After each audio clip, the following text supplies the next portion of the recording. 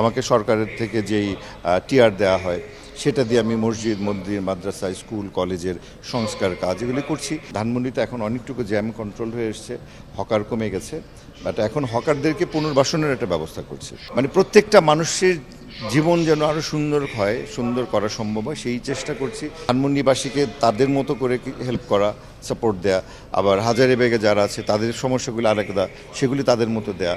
আজকে শুক্রবার মসজিদে গেছিলাম নামাজ পড়তে, তো সেখানে গিয়ে যে প্রবলেমগুলি দেখেছি, যেটা তাৎক্ষণিক সমাধান দেয় সেটা চেষ্টা করে দিয়েছি সমাধান দিতে। এই যে মানুষের ভালোবাসা এতদিন আমাকে পর্দা দেখিয়েছে, এখন কাছাকাছি আসার পর যে মানুষের ভালোবাসা আপনারা সবাই দেখেছেন নির্বাচনী প্রচারণায়, তো সেই প্রতিদানটা আমি দিচ্ছি। কারণ কোনো মানুষ কিন্তু আমার কাছ থেকে কোনো কমিটমেন্ট নিয়ে ভোট দেয়নি, তারা ভোট দিয়েছে আমার জন্য, আমাকে ভোট দিয়েছে।